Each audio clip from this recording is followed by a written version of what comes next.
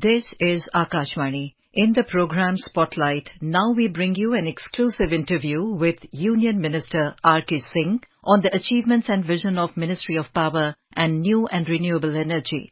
The interviewer is Nirbhay Kumar, journalist. Power sector has undergone major reforms in recent years. The man behind all the policy actions is Power Minister Mr. R.K. Singh. He is with us today. Welcome, sir, to Akashvani. Thank you. The world has recognized the effective reforms carried out by India in the power sector. India is no longer a power deficit country. It has indeed been a transformational journey. How was this made possible, and what are the new targets the ministry has set for itself? Actually, the journey has been really transformational. When this government came to office, you had thousands of villages. One problem was, of course, access. Imagine, even 68 years after independence, you had thousands of villages which had not seen electricity, and hundreds and thousands of hamlets, and millions of homes, in fact 29 million homes, had not seen electricity after 68 years after independence. Can you imagine that? The Prime Minister, he pledged that he'll connect every village in 1,000 days. That task devolved upon us. We did it in 987 days, 13 days before the target date. We connected every village. We connected every hamlet. Thereafter, we decided to connect every home, and we connected 29 million homes in 19 months. This was the largest and the fastest expansion of access ever in the history of electricity in the world.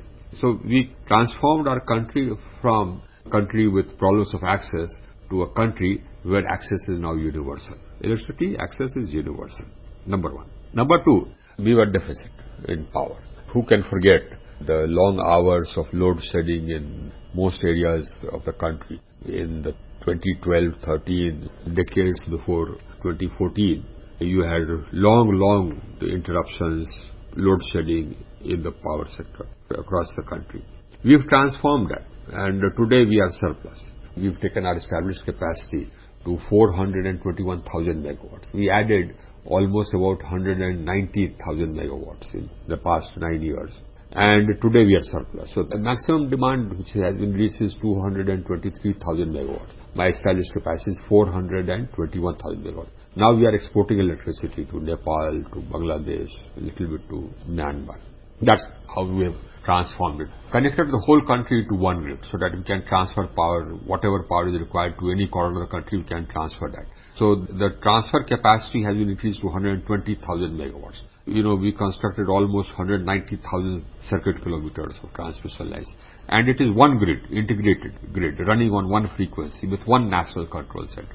This is the largest integrated grid in the world. And this has many modern features. It has some of the latest design transmission lines, 800 kV, HVDC, etc., which is the cutting edge in the world. We have some of the transmission lines which are at the highest reaches in the world. Transmission line to Leh Ladakh, which is the highest reach in the world, right up to the borders of Myanmar, everywhere. Then we strengthened the distribution systems. We spent almost about 210,000 crores on the Dindyal IPDS and Subhagya. And we constructed 2,980 substations. We upgraded almost about 4,000 substations. 8.5 lakh circuit kilometers of HT lines and LT lines, 725,000 transformers. And as a result of all this, now the availability of power in the rural areas has gone up from 12 hours a day to almost about 22 hours. In the urban areas, it's gone up to 23.5 hours. So we have brought in the rights of consumer rules, which says that 24/7 power is your birthright. And no distribution company has the right to do load shedding. If any distribution company does gratuitous load shedding, they'll pay you a compensation. We brought this in the rules. And exhorting people to complain wherever there is load shedding. We've identified 1 or 2 areas where the load shedding is happening. And we are writing to the concerned states that why is this happening? Because we have sufficient power. And we have strengthened the system so there should not be any question of load shedding. So that's what we did. The second thing which we did was that we made it viable. Distribution system, the power sector was not viable. You had many power plants which had gone sick. Why? Because they had not been paid. And the outstanding dues of generation companies was almost about 135,000 crores. That has been brought down to almost about 68,000 crores. We have halved it. The current payments are up to date. Now the power has suddenly become viable and the shares of all the power companies have gone up. So that's the transformation we've done. This happened because we put in place rule-based system which prescribe timely payment of subsidy, which prescribe that the tariff will be fixed on a timely basis, that the tariff will be cost reflective, etc. We've done all that. So that's how we made it viable. We have emerged as the fastest country in undertaking energy transition. Because of climate action, because of the worries about global warming. So energy transition is now something which is imperative around the world. And every country is carrying out energy transition. We have emerged as a leader in that. Because our rate of growth of renewable energy capacity is one of the fastest in the world. Right, sir. So, Centre has taken many measures to persuade and encourage states to improve the financial health of DISCOMs.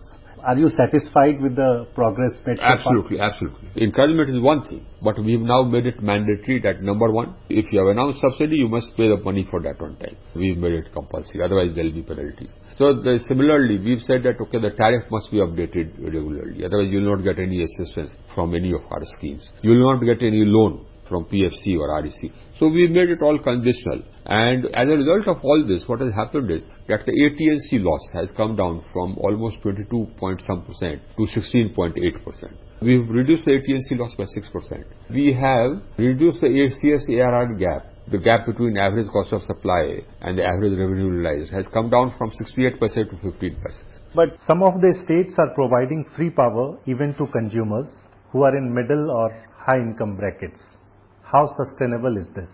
Now, this is actually very short-sighted, what these states are doing. And in fact, all these states who have announced free power and are giving free power, some are giving 100 units free power, some are giving 200, some are giving 300 units. Now, I have no problems with that as far as the power sector is concerned. You can give free power to everybody, but free electricity is not free, so somebody has to pay for it. You don't want the consumers to pay, then you have to pay for it.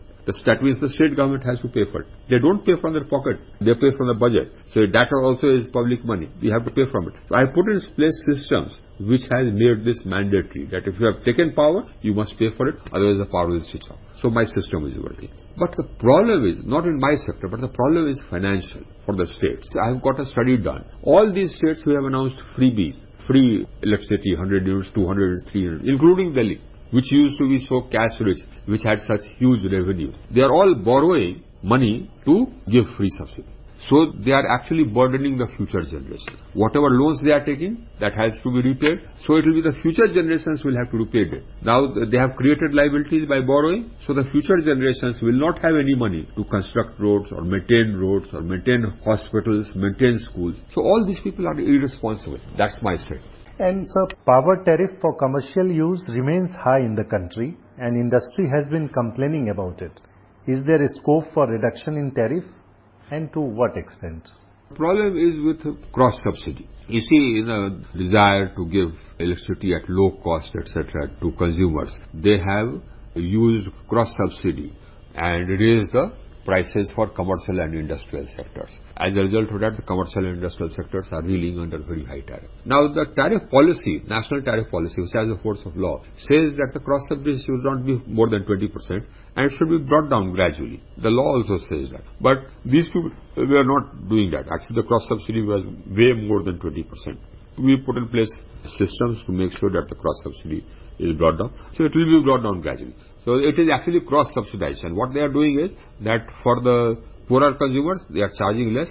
So that money, that burden is passed on to the commercial and the industrial sector. Now, as far as the industrial sector is concerned, if you make tariff of electricity high, then industrialization will not happen. If industrialization does not happen, your country does not grow. And if industrialization does not happen, you don't provide jobs. And so share of renewable has been on the rise and now account for nearly 43% in total power generation in the country. So actually now India is different. Now in most sectors we are a world leader. In renewable energy we are a world leader. Our rate of growth of renewable energy is one of the fastest in the world. Yes, sir. But there was 50% target set for 2030. At current pace, it seems India would achieve the 50% target before 2030. How hopeful are you, sir? You see, first in COP21 in Paris in 2015, we pledged that by 2030, 40% of our capacity will be from non-fossils. But we achieved that 9 years in advance. We achieved that target in 2021. In 2021, we crossed 40%. Today, 43% of my capacity is non-fossil. 43%. So we are way beyond target. So that's why in Glasgow, we increased our NDCs. We increased our pledge. We said that by 2030, 50% of our capacity will be non-fossil. I will achieve that because I'm already at 43%. I have about 186,000 megawatts of non-fossil fuel capacity. By 2030, I'll have almost 65% of my capacity from non-fossils, not 50%. And sir, on local manufacturing, there has been a lot of emphasis. So how Atmanirbhar we are in solar module manufacturing? We are growing. My capacity for manufacturing solar cells and modules has gone up. It is now almost about 28,000 megawatts. My capacity for manufacturing cells has gone up to almost 6,000 megawatts. And by 2030, module manufacturing capacity will go up to almost about 100,000 megawatts because we had production-linked incentive schemes, 2 of them. Both were very successful. And under that, almost 48,000 megawatts of capacity for manufacturing cells and modules is coming up. And out of that, 24,000 megawatts of capacity will be from polysilicon onwards. Right. So we'll be emerging as an exporter. In wind energy, we have already a major exporter.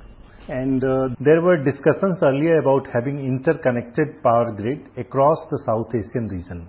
How is the plan progressing? We are making progress on that. We have finalized agreements with the United Arab Emirates, which is with the cabinet for approval. With Saudi Arabia also, that is with the cabinet for approval. With Sri Lanka again, we have finalized the discussion. So we are already connected with Bangladesh and Myanmar. So it's in progress. And sir, what should be the G20 action plan for global energy transition? As I said, we are a leader in energy transition. Our energy transition is ahead of the target which we had set for ourselves. It's ahead of what we had pledged in COP. But every other country has recognized that. When we met, all the energy ministers met in Goa, and we took note of this, and we decided together that the transition to renewable energy needs to be accelerated. You know, the technology problems are, one of course is storage. Because if you have too much of renewables without storage, then you will end up by wasting energy. So storage is one problem. So we had a PLI for storage. We'll have another PLI for storage. So that is one aspect which I'll push. The other thing which we discussed was about green hydrogen. We decided on that, there should be harmonization of standards for green hydrogen. We decided that there should be free and open trade on green hydrogen, green ammonia, clean hydrogen, clean ammonia. So this also we agreed. We agreed on the importance of access because there are already more than 730 million people without access to electricity. So we agreed on that.